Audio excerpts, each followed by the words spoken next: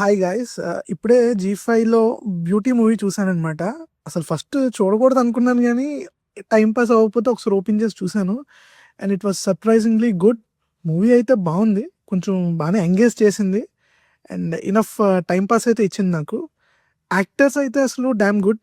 ముఖ్యంగా నరేష్ గారు, ఆయన అసలు he's the one of the senior most actors in India who can do all navarasas easily.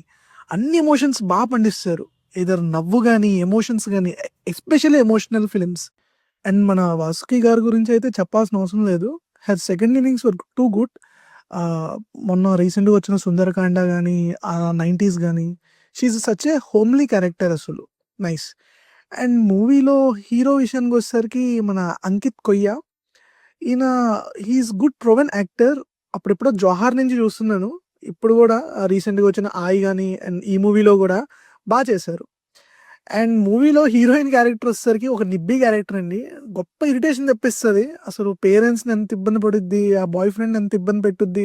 చాలా చాలా కోపం తెప్పించే క్యారెక్టర్ అనమాట. ఇంత నిబ్బి క్యారెక్టర్ ఏంటి, ఈయన్ని ఇంత ఇబ్బంది పెడుతుంది, టార్చర్ పెడుతుంది అనుకుంటాం కానీ లాస్ట్కి వచ్చేసరికి ఒక చిన్న ట్విస్ట్ ఉంటుంది. హీరోయిన్ మీద మనకి జాలి కలుగుతుంది అనమాట. ఇఫ్ మీరు బుట్టబొమ్మ మూవీ చూసుంటే సేమ్ టెంప్లెట్ ఉంటుంది. ఈ ఫిలిం కూడా సింపుల్ ప్లాటే. ఒక నిబ్బా నిబ్బి లవ్ స్టోరీ, ప్రేమించుకుంటారు, ఇంట్లోంచి పారిపోతారు. ఫాదర్ వాళ్ళని ఎతకడానికి ఎంత కష్టపడ్డాడు అనేదే ఒక కాన్సెప్ట్. బట్ ఈ మూవీలో ఏంటంటే కొంచెం అదర్ ఎలిమెంట్స్ కూడా, ఒక మిడిల్ క్లాస్ ఫ్యామిలీ పడే కష్టాలు కూడా ఒక లైట్గా బేసిక్గా చూపించారు. Everything okay, worked out fine. But కొంచెం స్క్రీన్ ప్లే ఇష్యూస్ అయితే ఉన్నాయి. కొన్ని చోట్ల కొంచెం బెటర్గా తీసుండాల్సింది, especially climax.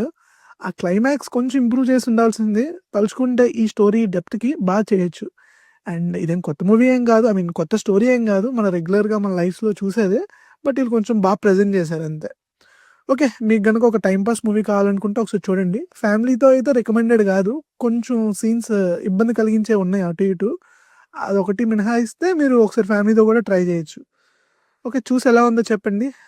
Please subscribe and thanks for watching.